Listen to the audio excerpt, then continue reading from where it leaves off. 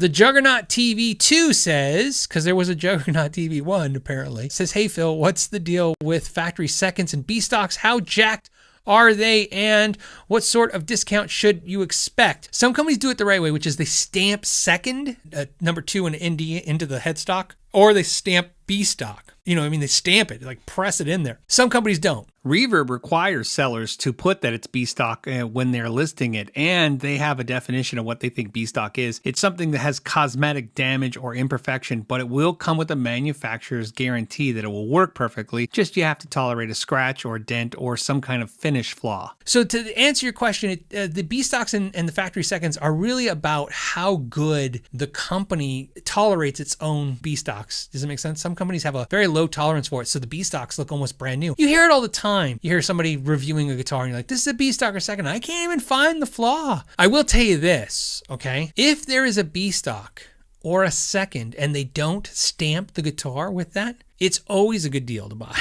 Because when a guitar is used, whatever the blim, whatever the problem with the guitar is, when the guitar becomes used, when it qualifies as used and you have it now as used, no one's going to care that it had, that it had a problem before, because you're going to have micro scratches in it, pick scratches, play usage on it. So it will just be a used guitar like a normal new guitar. It usually doesn't get affected too much in the resale value.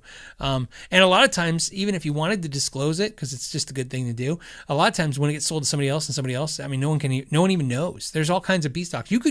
Right now, there's 1,238 of us hanging out right now. It's very possible that there's at least a dozen to 2 dozen of you right now who own a used guitar that is a B stock, and you have no idea. You have no clue. I'm pretty sure I do.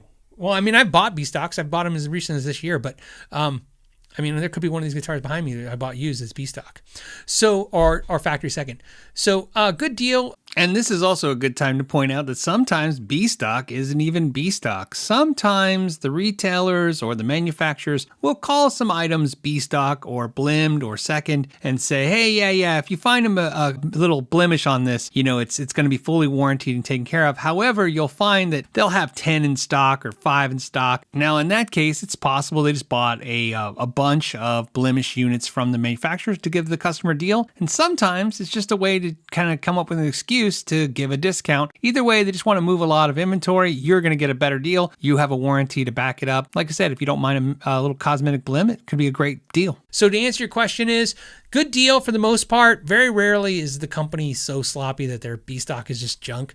What kind of discount? That's up to the retailer and you. What I will tell you is it used to be 20-30% off is what you would normally see. So whatever the dealer normally would pay cost for a new guitar, they would sell you the B stock for their normal cost because they're getting a deeper discount. But in this current market, the last year or two, you're seeing things more like 10 or 15% off. So something you have to think about. However, when I say it's between the dealer and you can always contact them and they might be willing to deal with you. So consider that when you're talking to a retailer. And anytime you're buying any of that stuff from a reputable retailer, it's a no-brainer. They'll all stipulate that they'll take it back so you can get it and figure out what's wrong with it. And if there's a problem, you send it back. It's not a big deal. They're willing to take a chance. You're willing to take a chance. They do that. Again, we understand the return policy system is there so that you will impulsively buy.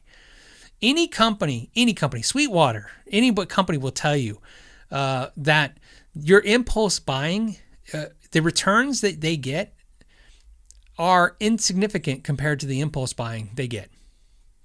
It's why mom and pops, it's the thing that when people talk about mom and pop stores, what people don't understand is, look, I had a mom and pop store for 12 and a half years, almost 13 years, so 12 years. I'll tell you, everybody's like, it must be hard to compete with Guitar Center's pricing. And they'd say stuff to you every day. And they were all wrong. You're all wrong. You're all wrong. I like I said, I own the store. I did it. We're one of the largest dealers in the state. The hardest thing to deal with was the return policies because it's hard to compete with somebody who has enough volume that can just return things without any problems. My issue as a small dealer, and most small dealers, is if I sold this guitar right here, this green one, so we're podcasters and pointing at a green guitar. If I sold this guitar and you walked out with it, well, the first thing I want to do is take your money and buy another guitar to have in the store, to flip that guitar. So I'm constantly trying to churn that money, that cash. It's hard to sit on cash, and it was hard to sit on inventory. It's the hardest thing for any mid-sized to small-sized dealer to do. And so return policies were the hardest things for small companies. We do in-store credit, and then we go, we could do a cash return if if you don't like it, if it's defective.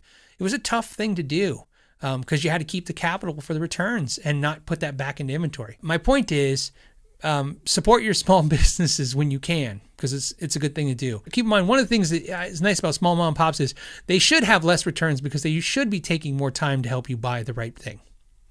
I hope that makes sense. My average time with a customer, as you can see, I'm a long-winded 2-hour talking a week guy. Anyone that knows me knows I just don't shut up. That's how it was in my store. There was never anybody who was like, man, he just didn't give me enough information. So, and that wasn't so much strategic as a business decision as so much as just my personality. But I don't think anyone ever left my store going, I don't know if I really understand what this guitar does. You know what I mean? I thought it was always took the time to do that because the competitors had that great return policy of let you try it. If you enjoyed this podcast clip, you can watch the entire episode by clicking the link in the description or streaming it on iTunes, iHeartRadio, and Spotify. You can also join it live every week, Friday at 3 p.m. Pacific Standard Time, and I hope to see you there. Until next time, know your gear.